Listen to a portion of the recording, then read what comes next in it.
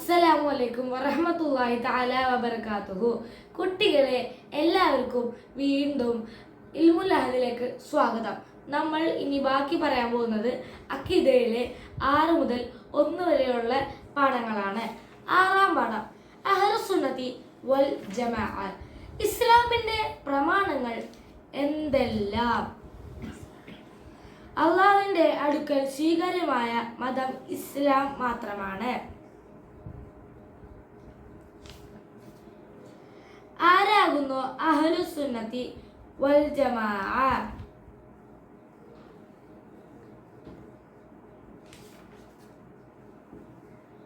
സത്യസന്ധമായ മതവിധികൾ അംഗീകരിക്കുന്നവരാണ് അഹ്ലുസുന്നത്തി വൽ ജമാഅ.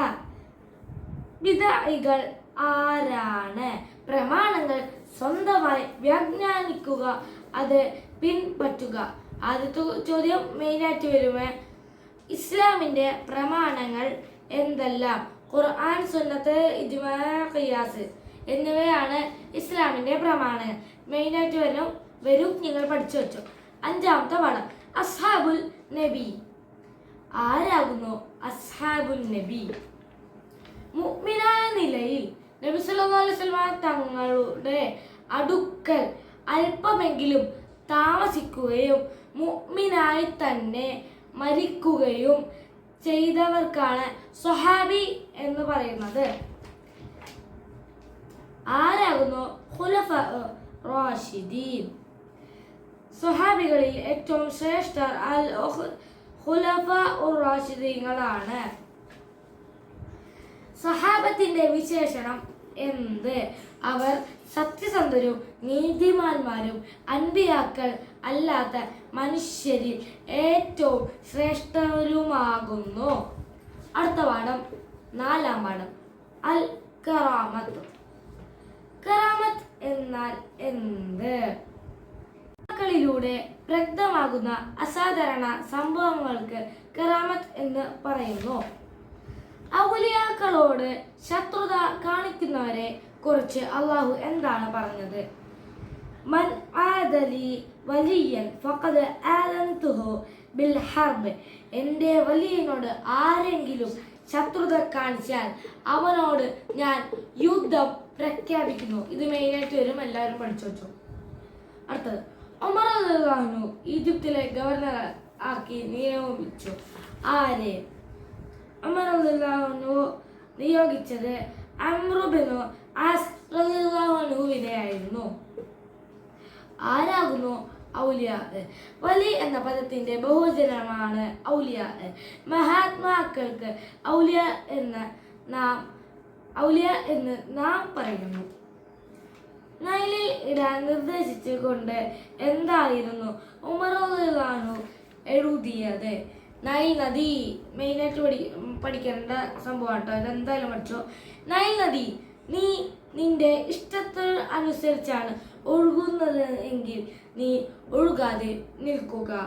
അതല്ല, നിന്നെ ഒഴുക്കുന്നത് അള്ളാഹു ആണെങ്കിൽ വാഹിദും ഖഹാറുമായ അള്ളാഹുവിനോട് നിന്നെ ഒഴുക്കാൻ ഞാൻ ആവശ്യപ്പെടുന്നു. അടുത്ത പാഠം 3-ാം പാഠം മുഅ്ജിസത്ത്. അംബിയ മുർസലുകൾ ആരാണ്? അള്ളാഹുവിന്റെ സന്ദേശം ജനങ്ങൾക്ക് കൈമാറാൻ അള്ളാഹു തെരഞ്ഞെടുത്ത ദൂതന്മാരാണ് അൻബിയ. മുഅ്ജിസത്ത് എന്നാൽ എന്ത്? അവർ അള്ളാഹുവിന്റെ ദൂതന്മാരാണെന്ന് സമൂഹത്തെ ബോധ്യപ്പെടുത്താൻ അവർക്ക് അള്ളാഹു നൽകിയ അസാധാരണ സംഭവങ്ങളാണ് മുഅ്ജിസത്ത്. നമ്മുടെ നബിയുടെ ഏറ്റവും വലിയ മുഅ്ജിസത്ത് ഏതാണ്?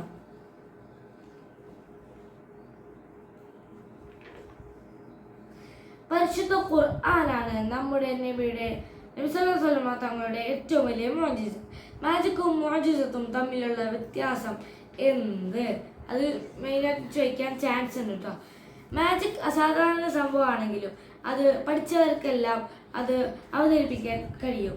എന്നാൽ മുഅ്ജിസത്ത് അംബിയ മുർസലുകൾക്ക് മാത്രമേ പ്രകടിപ്പിക്കാൻ കഴിയുകയുള്ളൂ. അതാണ് മുഅ്ജിസത്തിന്റെ പ്രത്യേകത.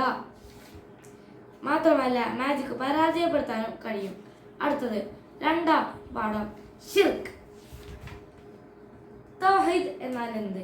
അള്ളാഹുദാത്തിലും സത്തയിലും എന്ന് വെച്ചാൽ സിഫാത്ത്, വിശേഷണത്തിലും എന്ന് വെച്ചാൽ അഫ്ആൽ പ്രവർത്തനങ്ങളിലും ഏകനാണ്. ഷിർക്ക് എന്നാൽ എന്ത്? അവനല്ലാതെ ഇബാദത്തിന് അർഹനായ മറ്റൊരാളുണ്ടെന്ന വിശ്വാസമാണ് ഷിർക്ക്, ബഹുദൈവ വിശ്വാസം. ഇബാദത്ത് എന്നാൽ എന്ത്? ഇബാദത്ത് എന്നാൽ എന്തെന്ന് ചോദിക്കാൻ ചാൻസ് ഉണ്ട്. അങ്ങേ അറ്റം ആദരവും ഭയഭക്തിയും ഉൾക്കൊണ്ട് പരമാവധി താഴ്മ ചെയ്യലാണ് ഇബാദത്ത്. അടുത്തത് 1-ാം പാഠം. ഈ പാഠത്തിൽ മെയിനായിട്ട് പഠിക്കേണ്ടത് വേറെ ഒന്നുമില്ല, വക്കുല്ലും ഫീഫലക്കി യസ്ബഹൂൻ, എല്ലാ ഗോളങ്ങളും അതിൻ്റെ ഭ്രമണപഥത്തിൽ നീന്തിക്കൊണ്ടിരിക്കുന്നു. ആ ആയത്ത് പഠിക്കണം, എന്നിട്ട് എല്ലാ ഗോളങ്ങളും ആ സെൻറ്റൻസ് പഠിക്കണം. ഏത് സൂറത്തിൽ നിന്നാണ്, എത്രാമത്തെ ആയത്താണ്? യാസിനെ 40-ാമത്തെ ആയത്താണ്. പിന്നെ പഠിക്കേണ്ടത് നിസ്കാരത്തിലെ സുജൂദിൽ നാം ചൊല്ലുന്ന ദിക്ർ എത്ര അർത്ഥവത്താണ്.